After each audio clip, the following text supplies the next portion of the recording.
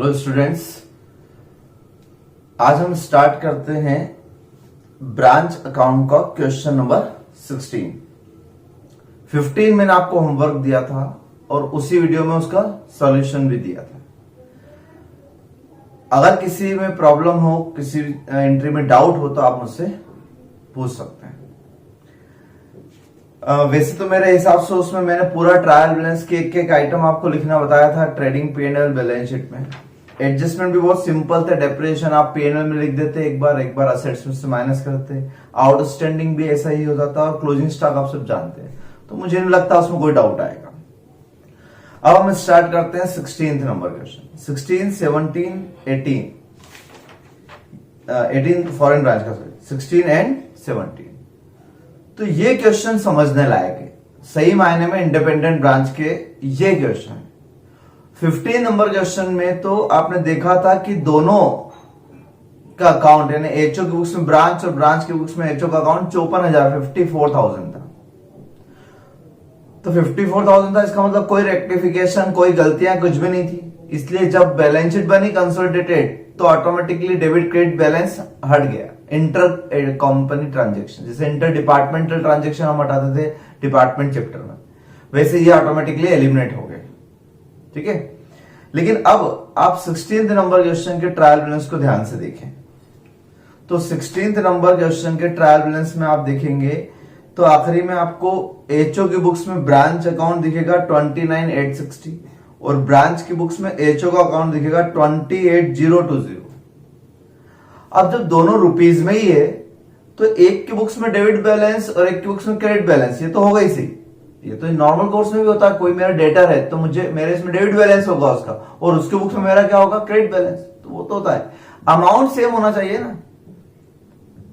ये बोल रहे हैं एचओ की बुक्स में ब्रांच 29,860, इसका मतलब एचओ कह रहा है कि मुझे ब्रांच से 29,860 लेना है और ब्रांच कह रही है कि मुझे सिर्फ कितना देना है, 28,020। तो इसका मतलब ऐसे सारे क्वेश्चन में कहीं ना कहीं इन दोनों के बीच में कोई रेक्टिफिकेशन रह जाता है, यानी कोई ऐसी एंट्री रह गई होगी जो या तो एचओ ने कर दी ब्रांच ने नहीं की, या ब्रांच ने कर दी और एचओ ने नहीं। ये मेन क्वेश्चन होते हैं इंडिपेंडेंट ब्रांच के। तो आज हम ये समझते हैं। इंडिपेंडेंट ब्रांच में मैंने आपको बताया था कि इंडिपेंडेंट ब्रांच क्या करती है, अपने बुक्स ऑफ अकाउंट्स अलग रखती है और एचओ अपने बुक्स ऑफ अकाउंट्स अलग रखती है, दोनों की। तो एचओ बुक्स अलग रहेगी और ब्रांच बुक्स अलग रहेगी, ब्रांच बुक्स अलग से रहेगी। ठीक है ना। अब मैं कुछ एग्जांपल के लिए कुछ एंट्री समझा देता हूं आपको, उसके बाद इस मेन क्वेश्चन पर आऊंगा। और ये सारी एंट्री आपको अगर डिटेल में देखना है, ठीक है, तो एक बार मैं स्क्रीन पर भी दे देता हूं। ये आपको स्टडी मटेरियल में पेज नंबर 13.37 पर मिलेगी। 13.37 पर सारी एंट्रीज इसी स्टाइल में मिलेगी आपको। कुछ समझाता हूं मैं यहां पर आपको। तो सपोज गुड्स सेंड होता है, गुड्स सेंड टू ब्रांच।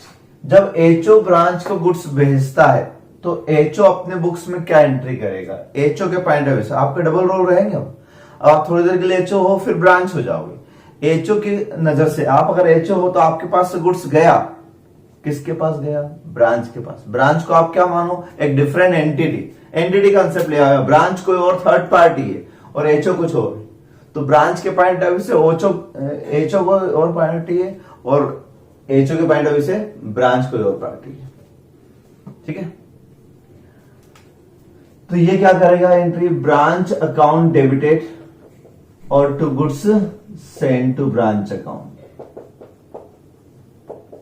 ये एंट्री का credit what goes out and debit the receiver. ये क्या करेगा, इनके पास गुड्स आया तो goods from head office, goods from head office debited और credit the giver to HO. Return हुआ तो इसी की अपोजिट एंट्री हो जाएगी रिटर्न के केस में। कैश रेमिटेंस के केस में, कैश रेमिटेंस तो आपने अक्सर देखा होगा कि दो ही ट्रांजेक्शन ज्यादा होते हैं, गुड्स का लेन देन और एक कैश का।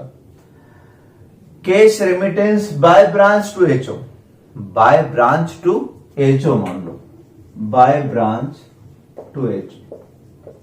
ब्रांच ने एचओ को कैश भेजा ठीक है, तो एचओ के पास कैश आया, कैश अकाउंट डेबिटेड, और क्रेडिट द गिवर किसने दिया, ब्रांच ने। ब्रांच की बुक्स में क्या एंट्री होगी, ब्रांच के पास कैश गया, credit what goes out and debit the receiver. तो इस तरह की एंट्री होते चली जाती हर ट्रांजेक्शन की, दो पार्टी की, तो दोनों पार्टी अपोजिट एंट्री करेंगे और कंप्लीट सेट ऑफ अकाउंट्स, इसलिए हर चीज के डबल इफेक्ट होंगे। इनके बिहाफ पर कोई एक्सपेंसेस एचओ ने पे कर दिए हो, मान लो expenses, branch expenses paid by HO. अच्छा, ब्रांच एक्सपेंसेस ब्रांच ही दे, तो branch expenses paid by branch itself, खुद ब्रांच नहीं दिए, तो अगर ब्रांच के खर्चे ब्रांच नहीं किए तो ये क्यों एंट्री करेगा।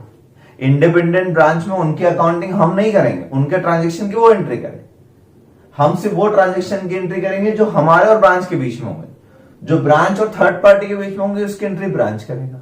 इंडिपेंडेंट ब्रांच में यही तो होता है। डिपेंडेंट ब्रांच होती तो इसकी भी एंट्री ये करता है जो, लेकिन इंडिपेंडेंट ब्रांच में इसके खर्चे ये खुद करे, expenses account debited to cash, ये अपने खर्चे खुद करे और अपने एक्सपेंस अपने पीएनएल में ट्रांसफर कर दे। ऐसे इनकम के बारे में आप बोल सकते हो, कोई इनकम इसको डायरेक्टली मिली है तो cash account debited to income account. ऐसे इसके एक्सपेंसेस, एचओ के खुद के एक्सपेंसेस, तो एचओ अपने एक्सपेंस की खुद एंट्री करेगा। तो ये तो सिंपल सी बात है। याद रखने वाली बात तो उल्टी है कि अगर branch expenses paid by HO या branch expenses paid by HO on behalf of HO, कुछ भी ऐसा लिखा हुआ अगर आता है तो खर्चे इनके हैं, तो कायदे से नॉमिनल अकाउंट डेबिट यहां होना चाहिए ना, एक्सपेंसेस अकाउंट डेबिट, या profit and loss account debit, किनका, पीएनएल डेबिट होना चाहिए, ब्रांच का। तो आप एक बात ध्यान रखना, एक्सपेंसेस जिसके होते हैं, एक्चुअली जिसके होते हैं, पेमेंट किसने किया होने, जिसके एक्चुअल उसके पीएनएल में डेबिट होंगे। इनके एक्सपेंसेस तो इनके पीएनएल में आएंगे, इनके एक्सपेंसेस तो इनके पीएनएल में आएंगे, चाहे पेमेंट उन्होंने किया। लेकिन टू कैश, इनकी जेब से कैश नहीं गया, तो इनके से कैश नहीं गया, उधारी है, इनको पैसा किसको देना है, इनके बिहाफ पर एचओ ने कर दिया तो एचओ को पैसा देना पड़ेगा, तो लायबिलिटी हमें किसको पैसा देना पड़ेगा, एचओ को, तो ये लायबिलिटी क्रिएट की है। ठीक, एचओ क्या करेगा, एचओ ने पे किया तो कैश किसका गया, एचओ का। लेकिन एचओ अपने एक्सपेंसेस अकाउंट ये एंट्री नहीं करेगा, क्योंकि अगर ऐसी एंट्री कर दी तो ये एक्सपेंसेस नॉमिनल अकाउंट, और नॉमिनल अकाउंट ट्रांसफर अकाउंट का पीएनएल में, तो इसका पीएनएल इफेक्ट हो जाएगा, जबकि ये खर्चा इसका नहीं। तो ये क्या करेगा, ये किससे लेगा ये पैसा, ये ब्रांच से लेगा। ऐसा होता है। तो इंडिपेंडेंट ब्रांच में इस तरीके से जब एक दूसरे के बिहाफ पर कोई एक्सपेंसेस या इनकम हो, इनकम में भी हो सकता है, तो आप सिर्फ इतना सा सोच लेना, किसी भी एक के पॉइंट ऑफ व्यू, मैं एचओ में खड़ा हूं, अगर एचओ हूं तो मैं ये सोचूंगा कि मुझे पैसा लेना है या देना है। लेना है तो डेटर, असेट, डेटर बना लो उसको, डेबिट कर। देना है मुझे पैसा तो लायबिलिटी बना लो, ये सबसे इंपॉर्टेंट। ठीक है, तो इनकम एक्सपेंसेस अगर एक दूसरे के बिहाफ पर, उल्टा भी होगा कभी कभी, उसके एक्सपेंसेस इसने कर दिए या उसके इनकम इसने रिसीव कर ली, तो उसके इनकम इसने रिसीव कर लिया अगर मान लो, तो पैसा इसकी जेब में आ गया। लेकिन क्या ये इनकम इसकी है, तो क्या ये इनकम अकाउंट में क्रेडिट करेगा, नहीं, ये क्या करेगा, एचओ, क्योंकि इनकम, ये पैसा इसका नहीं है, ये लायबिलिटी देना है किसका, एचओ को। एचओ क्या करेगा, एचओ ब्रांच को डेबिट कर देगा, मुझे किससे लेना है, ब्रांच से, और इनकम अकाउंट क्या कर देगा, ये credit. HO income received by branch. तो आपको इस पूरे अगले दोनों क्वेश्चन में, और स्टडी मटेरियल क्वेश्चन भी करवाऊंगा मैं, तो उनमें भी आपको ये कंसेप्ट ध्यान रखना है। ये सीक्वेंस में ध्यान रखो कि मैंने कौन कौन सी एंट्री लिखवाई है। आपको कंसेप्ट बताना चाहता था मैं कि आप तो दो पार्टी को, बस सीधी सी बात, मैं किसी के बिहाफ पर कुछ करता हूं तो मुझे उससे पैसा लेना रहता है, तो मैं उसे डेटर बना लूंगा। मैं किसी के बिहाफ, मेरे बिहाफ पे कोई और खर्चा कर देता है तो मुझे लायबिलिटी देना है, बाद में देना है लेकिन देना है लायबिलिटी। ऐसे ही एक्सपेंसेस में, ऐसे ही इनकम में। और एक्सपेंसेस या इनकम किसके बुक्स में रिकॉर्ड करना है, तो उसके बुक्स में रिकॉर्ड करना है जिसका पीएनएल इफेक्ट होना है, इस खर्चे से इसका P&L इफेक्ट होगा, इस इनकम से इसका P&L इफेक्ट होगा। और एक बात और, आपने देखा होगा रेक्टिफिकेशन अलग अलग स्टेप में होते हैं, बिफोर ट्रायल बैलेंस भी होते हैं, आफ्टर ट्रायल बैलेंस भी होते हैं और आफ्टर फाइनल अकाउंट्स भी होते हैं। तो अगर मान लो एक्सपेंसेस और इनकम अकाउंट यानी P&L ऑलरेडी बन चुका होगा, प्रॉफिट एंड लॉस अकाउंट, तो फिर हम नॉमिनल अकाउंट नहीं खोलेंगे, क्योंकि अगर खोल लेंगे तो बंद क्या करेंगे, P&L तो बन चुका है ना। तो उस कंडीशन में आपको याद होगा P&L अकाउंट या P&L एडजस्टमेंट अकाउंट से आप एंट्री करते थे, वही कंसेप्ट यहां पर भी रहेगा। तो इस तरीके से एंट्री होती इंडिपेंडेंट ब्रांच में, दो अलग अलग पार्टी इंडिपेंडेंट पार्टीज है, ये समझाना चाहता हूं। ये बेसिक था ताकि आपको अगला क्वेश्चन समझ में आए। अब मैं बताता हूं आगे ये डिफरेंस क्यों आता है, इस डिफरेंस के क्या रीजन हो सकते हैं, आप थोड़ा सा इमेजिन करना है। डिफरेंस के ये रीजन हो सकते हैं कि goods sent by HO to branch, तो जैसे ही एचओ ने अपने यहां से गुड्स डिस्पैच किया होगा, इसने तुरंत एंट्री कर दी होगी branch account debited to goods की होगी। लेकिन हो सकता है कि वो गुड्स इन तक पहुंचा ही नहीं, ब्रांच तक इन ट्रांजिट रास्ते में ही है अभी, तो उस कंडीशन में इन्होंने एंट्री नहीं की, तो इन्होंने ब्रांच को डेबिट कर दिया, लेकिन इन्होंने एचओ को क्रेडिट किया ही नहीं। अभी हमेशा अपोजिट होगी, ये अगर डेबिट करेगा तो ये एचओ को क्या करेगा, क्रेडिट, लेकिन इन तक पहुंचा ही नहीं, इन ट्रांजिट रास्ते में। तो ऐसी कंडीशन में बैलेंस मिसमैच हो सकता है। ऐसे गुड्स रिटर्न के केस में हो सकता है कि गुड्स रिटर्न कर दिया इन्होंने बट उनको मिला नहीं, इन ट्रांजिट। ऐसे ही कैश के बारे में हो सकता है, कैश इन्होंने भेज दी कैश ब्रांच ने, लेकिन इनको मिली ही नहीं कैश, इनको कैश मिली ही नहीं, कैश इन ट्रांजिट। ये सबसे कॉमन दो एडजस्टमेंट, कोई भी क्वेश्चन इंडिपेंडेंट ब्रांच का अगर आएगा तो 100% ये दो लाइन तो है ही रहेगी, यानी आपकी दो एंट्री के दो नंबर तो पक्के हैं। तो अब ऐसी कंडीशन में क्या एंट्री करें, इसकी बुक्स में एंट्री, एचओ की बुक्स में एंट्री हो चुकी है, तो यहां डिस्टर्ब नहीं करना है, आप रिसिपिएंट की बुक्स में एंट्री करो। यानी ये सपोज मान लो कि वो गुड्स इनको आ जाता, तो ये क्या एंट्री करते हैं, डेबिट व्हाट कम्स इन, ये करते हैं गुड्स अकाउंट डेबिटेड, वो क्रेडिट द गिवर, ये एंट्री करते हैं। तो इसका नाम रख देना goods in transit account debited, ये बस इतनी सी बात है। तो गुड्स फ्रॉम हेड ऑफिस के गए, goods in transit account debited to HO. अब आपका बैलेंस बराबर, उसने ब्रांच को डेबिट किया, हमने एचओ को क्रेडिट कर दिया, अब बैलेंस बराबर आ जाएगा। ऐसे ही जब ब्रांच ने कैश रेमिट किया होगा तो एचओ को डेबिट कर दिया होगा, बट हम तक नहीं आया, मान लेते हैं कि हम तक आ गए, आ जाएगा अगर हम, तो cash debit what comes in, तो cash in transit account debited, cash in transit account debited to, तो हम क्या करेंगे, to HO, sorry to branch. तो हमेशा अपोजिट एंट्री चलती है, ध्यान रखना कभी भी। ये दो बहुत कॉमन पॉइंट बताए, इस तरह के पॉइंट से आपका रेक्टिफिकेशन हो जाएगा, अकाउंट मैच हो जाएगा। जब अकाउंट मैच हो जाएगा डेबिट क्रेडिट, तो अब आप वो ऑटोमेटिकली एलिमिनेट हो जाएगा, डेबिट और क्रेडिट, फिर बैलेंस शीट में उसको लाने की जरूरत नहीं। ठीक है, दूसरी बात, चलिए अब आते हैं इस क्वेश्चन नंबर 16 पर। क्या लिखा है इस क्वेश्चन नंबर 16 पर,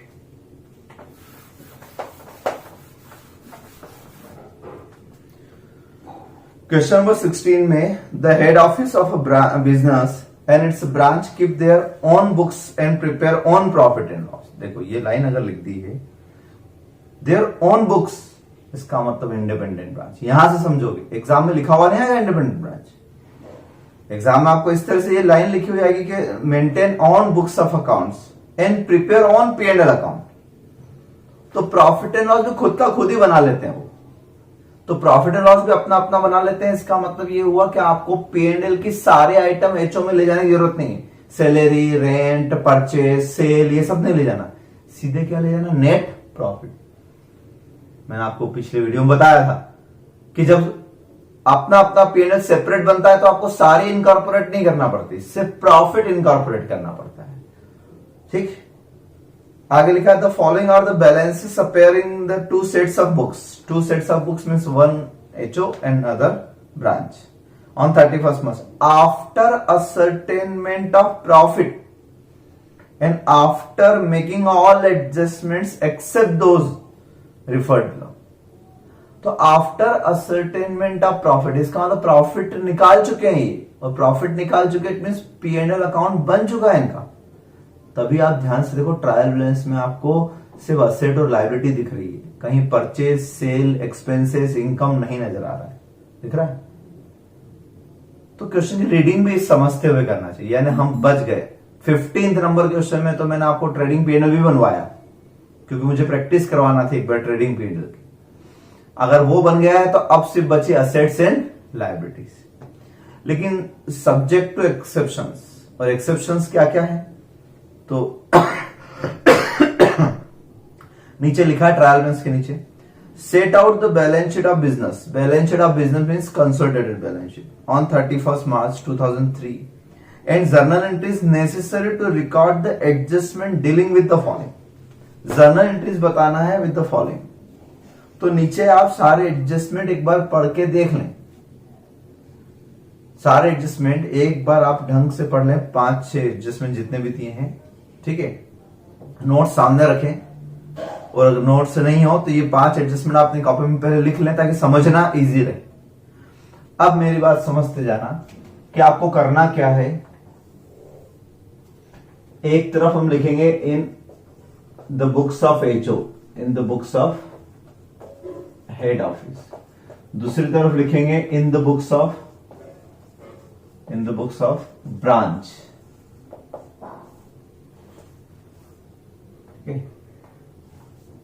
मैं इसकी लेजर पोस्टिंग भी बताऊंगा आपको, लेकिन मैं पहले जर्नल से समझा दूं फिर बात करते हैं। पहले entry, on 31st March the branch head send a cheque of 1000 to HO, not received by them nor credited to the branch till next month. तो cheque send by branch to HO, इसने भेज दिया था, but not received by HO। इसका मतलब ये हुआ check in transit. तो आपको किसके बुक्स में एंट्री करना बताया मैंने, अगर क्वेश्चन में कुछ और नहीं लिखा तो सिंपल सा होता है रिसिपिएंट की बुक्स में। तो इसको आना था वो चेक, सपोज आ जाता तो आप क्या एंट्री कर देते हैं, चेक कैश की तरह माने जाते हैं, तो डेबिट व्हाट कम्स इन। तो ये क्या एंट्री करता, cheque in hand account debit, cheque in hand account, sorry cheque in hand नहीं, चेक इन ट्रांजिट अकाउंट। क्या लिख देंगे हम, cheque in transit account debited 1000 रुपए टू क्रेडिट द गिवर। जब भी इन दोनों के बीच में कोई डीलिंग हो, समझ ना, पर्सनल अकाउंट है, पार्टी अकाउंट है, तो branch account debit, credit branch account, ये एक एंट्री होगी। ये कोई एंट्री करेगा नहीं, इस केस में तो ऑलरेडी एंट्री हो चुकी होगी। तो वो जो डिफरेंस था ट्रायल बैलेंस में, उसका एक रीजन तो ये समझ में आया हमको 1000, बहुत common point, cash in transit या चेक इन ट्रांजिट। आगे चलते हैं, goods value at 440 had been forwarded by HO to branch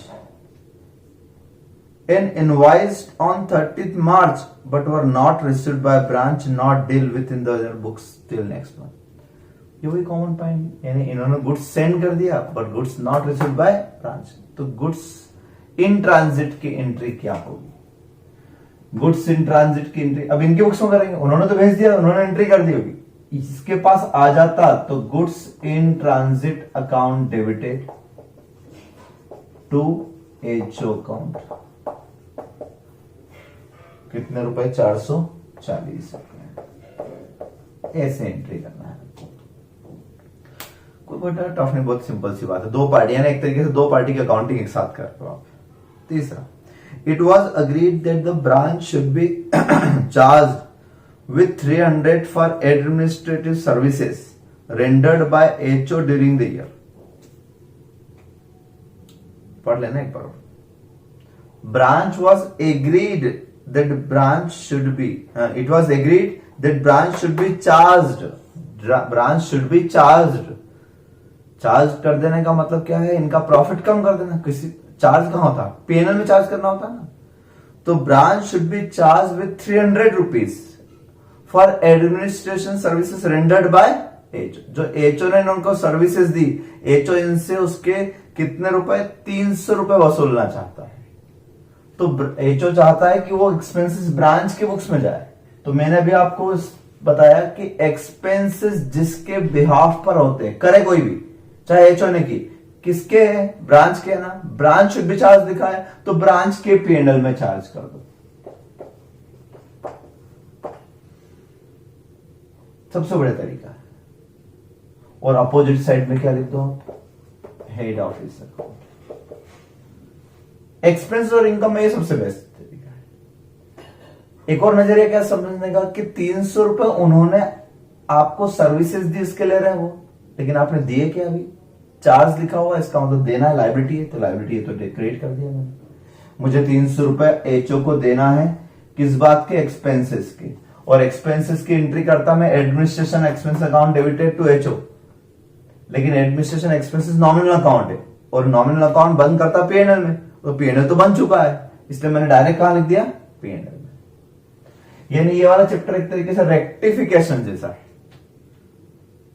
अब उनकी बुक्स में क्या एंट्री होगी, तो उनकी बुक्स में ये एंट्री होगी। अभी उनकी बुक्स में एंट्री हुई कहां है, आप देखो ना, कहां लिखा हुआ, it was agreed that branch should be charge with 300, करना चाहिए 300 रुपए से चार्ज। तो एचओ अपने बुक्स में ब्रांच को क्या बना लेगा, डेटर, ब्रांच अकाउंट डेबिटेड, ये 300 रुपए से मांगता है, और ये अपने खर्चे कम कर लेगा। क्या करेगा, अपने एक्सपेंसेस कम कर लेगा। अपने एक्सपेंसेस कम करने का मतलब भी तो क्या होता है, खर्चे कम करना है, मतलब पीएनएल क्रेडिट कर दो, ठीक है ना, उस दिन। तो ये इस तरीके से होगा। पीएनएल से क्यों करना पड़ा, क्योंकि एडमिनिस्ट्रेशन अकाउंट नाम का कोई अकाउंट ट्रायल बैलेंस में नहीं है। अगर होता तो मैं यहाँ एडमिनिस्ट्रेशन अकाउंट लिख देता, यानी वो बैलेंस कम हो जाता, उतने खर्चे मैंने इधर शिफ्ट कर दिए, तो उतने बैलेंस मेरा कम हो जाता। जैसे प्रीपेड में नहीं होता है, मैंने खर्चा करा 1000 रुपए, उसमें से 200 रुपए प्रीपेड है तो हटा देते हैं, वही कंसेप्ट है। बट पीएनएल बन चुका है, एडमिनिस्ट्रेशन अकाउंट नहीं है ट्रायल बैलेंस में, तो डेफिनेटली कहां गया होगा एडमिनिस्ट्रेशन एक्सपेंस। अगर इन्होंने इंकर्ड किया है तो इन्होंने गलती से अपने पीएनएल में डाल दिया होगा डेबिट, तो वहां से हटा के क्या कर देंगे हम, क्रेडिट। तो ये रिवर्सल एंट्री होगी एक तरीके से। तो एक का पीएनएल बढ़ेगा, एक का पीएनएल कम हो जाएगा। चौथा पॉइंट, ये तो और मजेदार पॉइंट है, stock stolen from the head office meant for branch and charge to branch by HO but not credited to HO in branch books as the branch manager declined to admit in liability 400 not covered by insurance.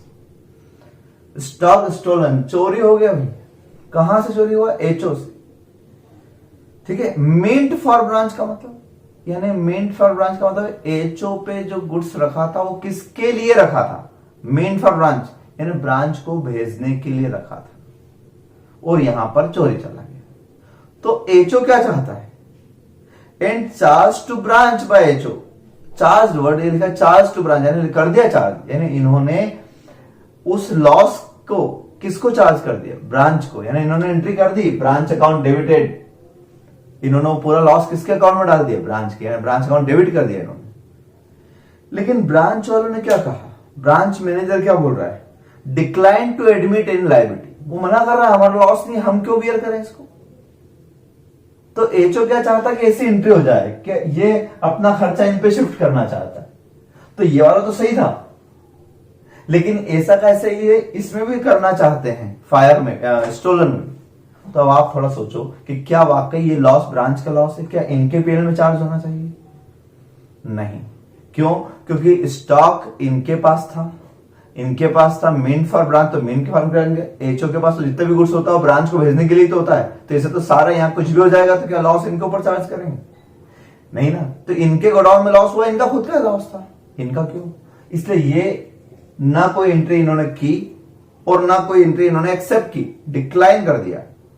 तो हमें ना कोई entry करना है और ना कोई entry reverse करना है, तो कोई एंट्री की ही नहीं ना अभी तक, नो एंट्री। लेकिन इसमें क्या लिखा था, एचओ की बुक्स में क्या लिखा था, stock stolen from head office meant for branch and charge to branch, इन्होंने ब्रांच को चार्ज कर दिया। ब्रांच को चार्ज कर देने का मतलब ब्रांच को डेबिट कर दिया इन्होंने, तो हमें यहां पर रिवर्सल करना पड़ेगा। ब्रांच अकाउंट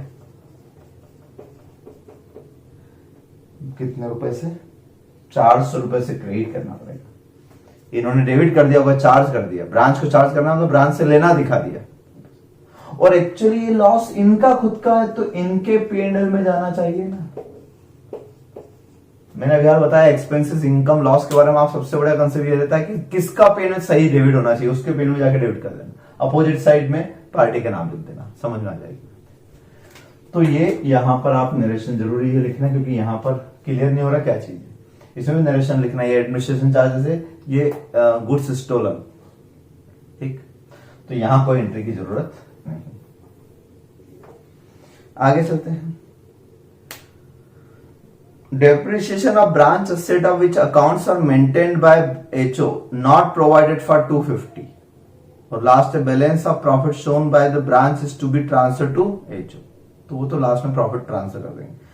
अब ये ई वाला point, depreciation of branch asset, branch asset का depreciation of which accounts are maintain HO, account का मेंटेन हो रहा है एचओ में, लेकिन असेट किसकी है, ब्रांच की। ऐसा 15 क्वेश्चन में आया था, और मैंने कहा था कि अगले क्वेश्चन में डिटेल समझाऊंगा। तो देखना उस 15 क्वेश्चन में एचओ के कॉलम में ब्रांच की असेट लिखी हुई थी। एचओ के कॉलम में ब्रांच की असेट लिखी हुई थी कितने रुपए से, 50,000 की मशीनरी और ब्रांच फर्नीचर 3,000 रुपए का एचओ के कॉलम में लिखा था, जबकि वो यूज कौन कर रहा होगा, ब्रांच। तो मैंने आपको ये कहा था कि जो यूज कर रहा है सही मायने में उसका पीएनएल में डेप्रिसिएशन जाना चाहिए, तो सही मायने में पीएनएल अकाउंट डेबिट किसका होना चाहिए, इसका। तो ये 250 रुपए का डेप्रिसिएशन यहां होना चाहिए, ठीक है।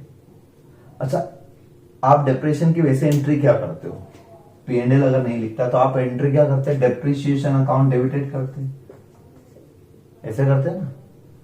टू क्या करते हैं, तो जब भी असेट पे डेप्रिसिएशन लगाते हैं तो depreciation account debited to asset account होता है ऐसा। लेकिन बात यह है, नई बात यह है, सुनना जरा मेरी बात, अगर इसमें ये लाइन नहीं लिखी होती क्या, of which account are maintain HO, अगर ये लाइन नहीं लिखी होती इसका मतलब ब्रांच के असेट ब्रांच की बुक्स में, तो ब्रांच की बुक्स में एंट्री कर देता मैं और इसको पीरियड में ट्रांसफर कर देता, खत्म। एचओ की असेट पे एचओ डेप्रिसिएशन लगा था, वो अपने पीरियड में ट्रांसफर कर देता। दोनों एक दूसरे का रिवर्स क्यों करते, लेकिन प्रॉब्लम ये है कि इनकी बुक्स में असेट अकाउंट खुला ही नहीं है, तो आप क्रेडिट कैसे कर सकते हो, जब डेबिट ही नहीं है असेट अकाउंट तो क्रेडिट कैसे कर सकते हो। असेट अकाउंट तो उनकी बुक्स में खुला हुआ है, ब्रांच असेट, तो वहां एंट्री होना चाहिए ना, depreciation account debited to branch assets account, कितने रुपए से, 250। ये एंट्री वहां होना चाहिए, यहां,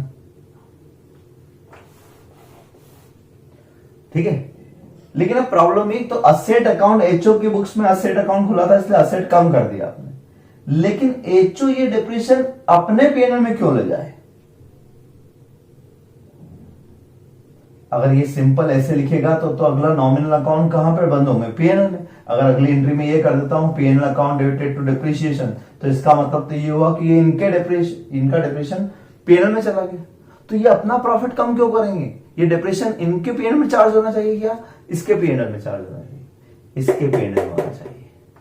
तो ऐसी कंडीशन में आपको एंट्री क्या करना रहती है, आपको एंट्री ये करना रहती है कि ये एक्सपेंसेस भी किसके बिहाफ पर किया हमने, इनके बिहाफ पर किया, तो यहां ब्रांच अकाउंट लिखना चाहिए, ये एंट्री होती है, ठीक है। यहां नरेशन लिख देना, depreciation on branch asset of which accounts maintain and HO.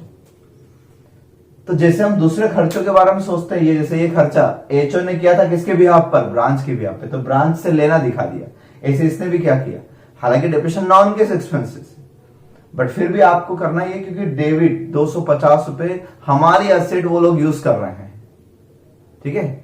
तो इस तरीके से अब ये क्या करेगा, तो ये करेगा पीएनएल अकाउंट डेबिट, अपना प्रॉफिट कम कर लेगा ये, ठीक है। Depreciation account debit, depreciation account debit किया, मैंने क्या लिख दिया, P&L अकाउंट। 2 अभी एसेट तो लिख नहीं सकता, ये क्या लिखे देगा, एचओ अकाउंट। यानी हमें डेप्रिसिएशन के नाम के 250 रुपए एचओ में क्रेडिट करना है, कैश लेन देन करना नहीं करना वो बात कर, एचओ के अकाउंट में क्रेडिट करना है। तो ये कंसेप्ट है, जब भी एचओ ब्रांच के बिहाफ पे एक्सपेंस करेगा तो ब्रांच का P&L डेबिट होगा और हमें एचओ को पैसा देना रहेगा, चाहे कैश एक्सपेंसेस हो चाहे नॉन कैश एक्सपेंसेस।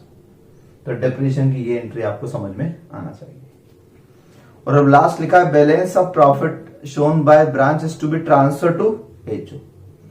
इतनी एंट्री के ब्रांच का P&L देखो आप कितना लिखा था, 3060, कितना लिखा था, 3060। अब मैं P&L की एंट्री करता हूं तो ये डेबिट हुआ, मतलब 300 माइनस, फिर 250 माइनस, बस टिक लगा देंगे, क्योंकि डबल इफेक्ट तो इनका भी देना है ना। उस ट्रायल बैलेंस के बाहर के एडजस्टमेंट थे, ट्रायल बैलेंस में एचओ के ट्रायल बैलेंस में ये इफेक्ट देना है, ब्रांच के ट्रायल बैलेंस में इनके डबल इफेक्ट देना चाहिए, तब जाके बैलेंस शीट मैच होगी। तो अब ये माइनस कर लेते हैं हम। तो 3060 माइनस 300 माइनस 250 यानी 2510 इस तरीके से। ऐसे इसका प्रॉफिट भी चेंज हो जाएगा, लेकिन इसका प्रॉफिट तो जब P&L बनाएंगे तो ऑटोमेटिक आ ही जाएगा। अभी हमसे कहा है इसका प्रॉफिट उधर ले चलो, तो इसका प्रॉफिट उधर ले जाने के मतलब है इनकॉर्पोरेशन एंट्री, जो मैंने आपको समझाई थी कल, 3 एंट्री होती है इनकॉर्पोरेशन की, है ना। ये सारा लिख लो आप। इनकॉर्पोरेशन ब्रांच ट्रायल बैलेंस मुझे एचओ में इनकॉर्पोरेट करना है ना। तो ये वाली एंट्री मिटा देता हूं मैं।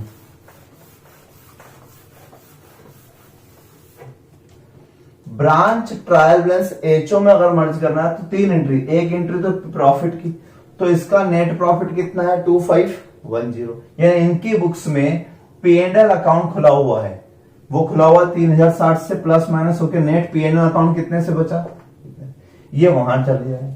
प्रॉफिट जब वहां जाता है तो मैंने आपको बताया था वो जनरल P&L में जाता है, क्रेडिट साइड में, तो 2510, ठीक है। और डेबिट किसको करेंगे, ब्रांच अकाउंट डेबिटेड 2510, इस तरीके से। फिर ये हो गया being incorporation of branch profit.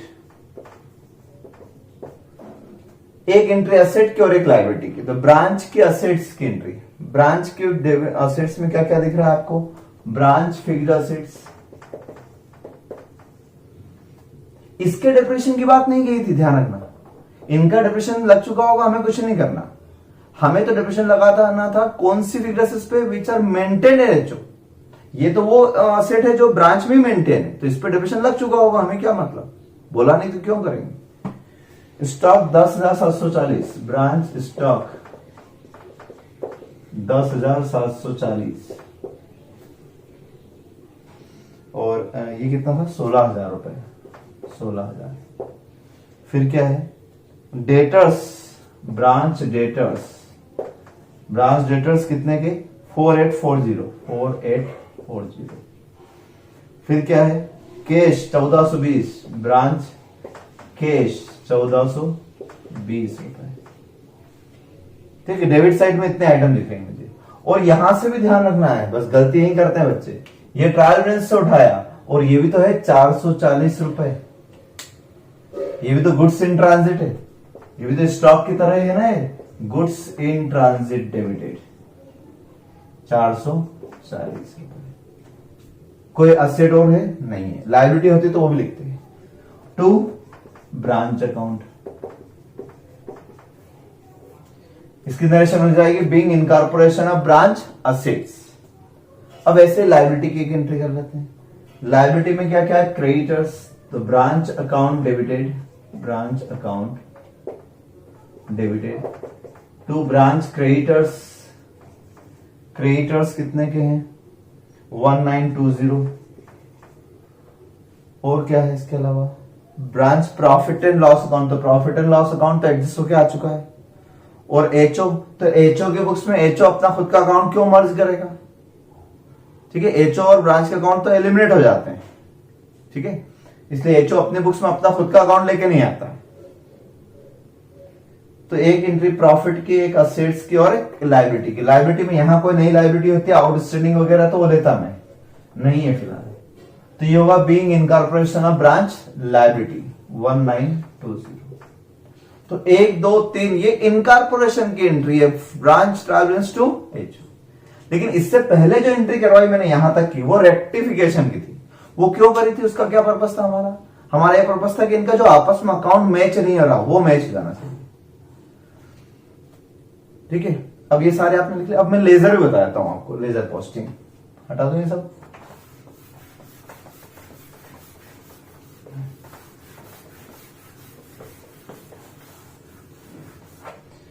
Ledger posting में ऐसा कि ब्रांच एचओ की बुक्स में ब्रांच अकाउंट, एचओ की बुक्स में इसका अकाउंट बना लेंगे ब्रांच अकाउंट, और ब्रांच बुक्स में किसका बना लेंगे एचओ अकाउंट, एचओ का अकाउंट बना लेंगे। ठीक है, लेते हैं हम बैलेंसेस कितने हैं। एचओ की बुक्स में ब्रांच अकाउंट का डेबिट बैलेंस है 29860, ये डेबिट बैलेंस है। और ब्रांच एच की बुक्स में एचओ का क्रेडिट बैलेंस है, बैलेंस कितना ब्रॉट डाउन 28,020। अब इसमें एडजस्टमेंट करना है, यहां तक तो ये तो ट्रायल बैलेंस का फिगर है। उसके बाद हमने एंट्री की, तो यहां हमने एंट्री की चेक की, cheque in transit account debited to branch, तो उसका एक इफेक्ट तो यहां आ जाएगा, चेक इन ट्रांजिट अकाउंट कितने 1000 रुपए से, ठीक है। और दूसरा इफेक्ट चले आएगा बैलेंस शीट में, बैलेंस शीट में हम cheque in transit asset side में लिख देंगे। दूसरी एंट्री गुड्स 440 रुपए का, उसकी एंट्री हमने यहां की थी, goods in transit account debited to HO, तो गुड्स इन ट्रांजिट अकाउंट 440। वो इनकॉर्पोरेशन एंट्री से पहले की बात है, रेक्टिफिकेशन की बात कर रहा हूं। इनकॉर्पोरेशन तो इसके बाद होता है, ठीक है, लेकिन मैंने पहले सारी जर्नल एंट्री एक साथ बता दिया आपको पहले। तो 3 इनकॉर्पोरेशन की एंट्री छोड़ देना, उसकी पोस्टिंग नहीं कर रहा हूं मैं, उसके पहले रेक्टिफिकेशन की पोस्टिंग कर रहा हूं। ठीक है, इसका भी दूसरा इफेक्ट कहां आएगा, बैलेंस शीट में गुड्स इन ट्रांजिट। तीसरा ब्रांच चार्ज वाली बात, एग्रीड टू चार्ज 300 रुपए, तो क्या एंट्री की थी हमने इसकी बुक्स में, PNL account debited to HO by profit and loss कितने रुपए से 300 रुपए से। उसने क्या एंट्री की थी, उसने एंट्री की थी branch account debited, branch account debited to profit and loss.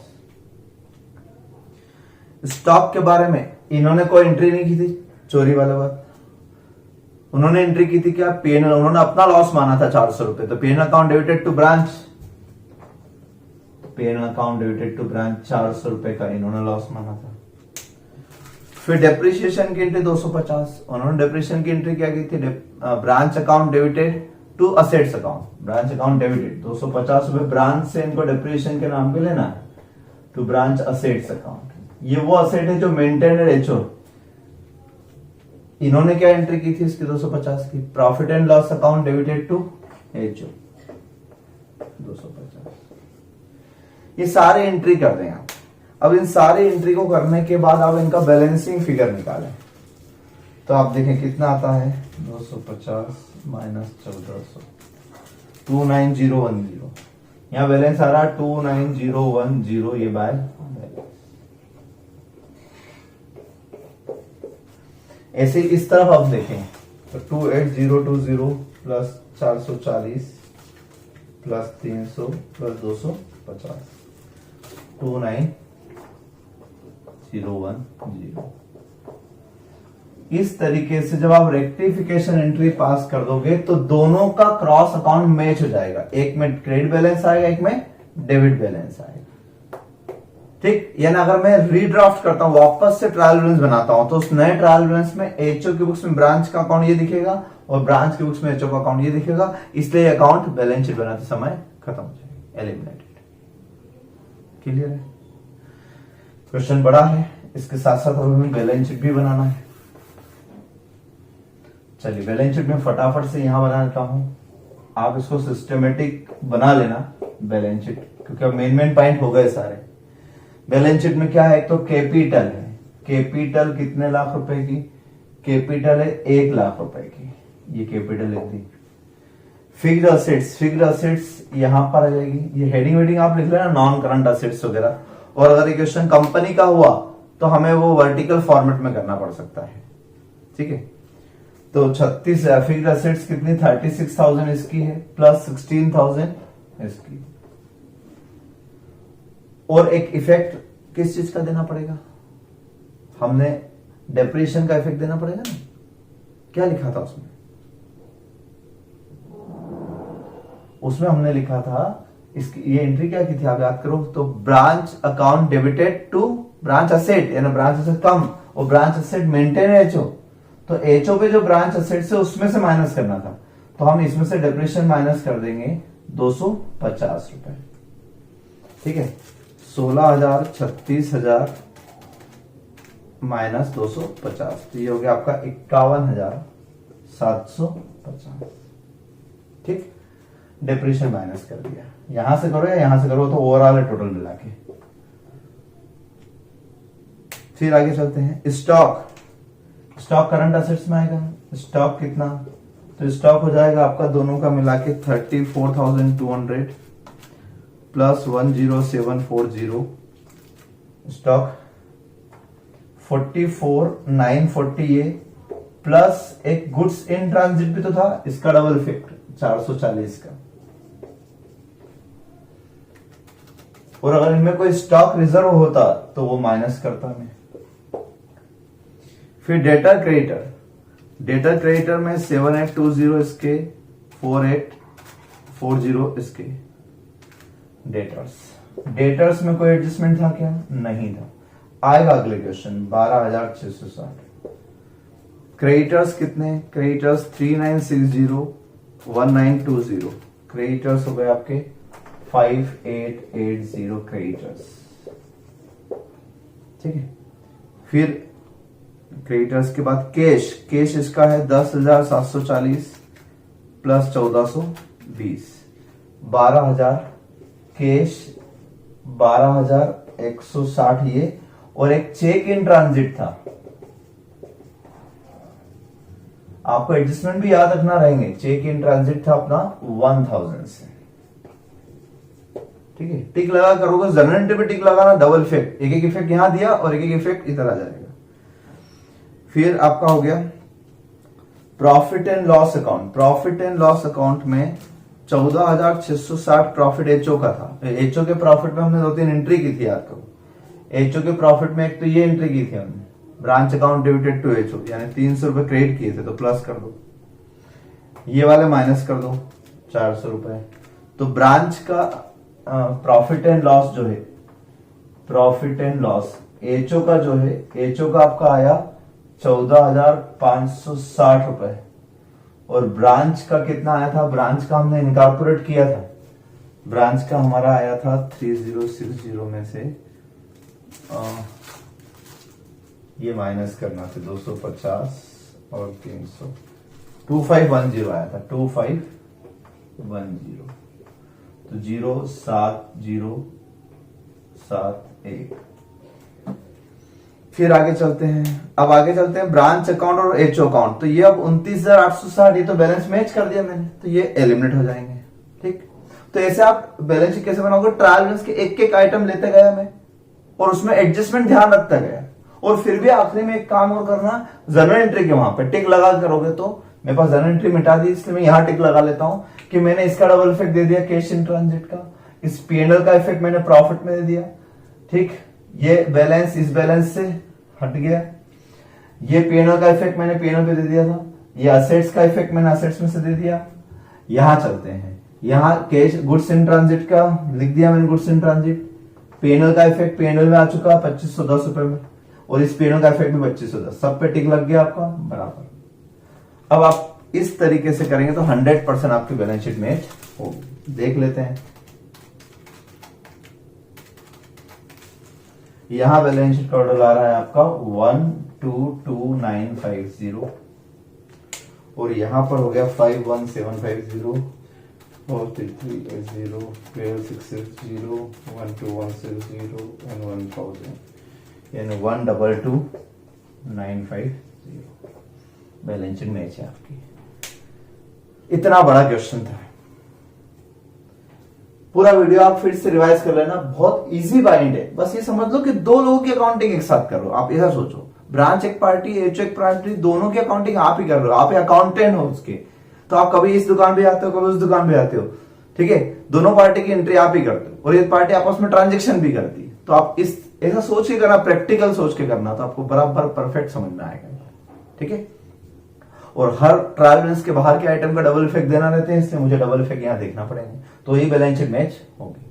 तो मैंने आपको इसमें नंबर 1 एंट्री समझाई, रेक्टिफिकेशन करना समझाया, इनकॉर्पोरेशन की 3 एंट्री भी समझाई। इनकॉर्पोरेशन हुआ, ब्रांच का प्रॉफिट आया तभी तो यहाँ प्रॉफिट मिल पाया, ब्रांच की सारे एसेट यहाँ आ गए तभी तो इन सब में एसेट जोड़ी मैंने, तो उस एंट्री एसेट और लायबिलिटी की एंट्री कारण ही तो एसेट्स और लायबिलिटीज में आ पाई है, और प्रॉफिट की एंट्री कारण प्रॉफिट यहाँ आ पाया। तो 3 इनकॉर्पोरेशन एंट्री इसीलिए की ताकि हम कंसोलिडेटेड बैलेंस शीट बना पाए ओवरऑल बिजनेस की, ठीक। अब आप इलस्ट्रेशन नंबर क्वेश्चन नंबर 17 अगर करने की कोशिश कर सके तो बहुत अच्छी बात है नोट्स का। और स्टडी मटेरियल का आपको क्वेश्चन इलस्ट्रेशन नंबर 12 करना है। कौन सा करना है? 12। सबसे पहले तो यही वाला क्वेश्चन करना है जो मैंने करवाया आपको, यानी नोट्स का 16th होमवर्क है, नोट्स का 17th होमवर्क है, 2 होमवर्क है। पहले ये करोगे आप, करा हुआ क्वेश्चन करोगे तो समझ में आएगा, फिर आप करना इलस्ट्रेशन नंबर 12 स्टडी मटेरियल का, फिर आप नोट्स पर आना 17 नंबर क्वेश्चन पे, ठीक। Thank you so much.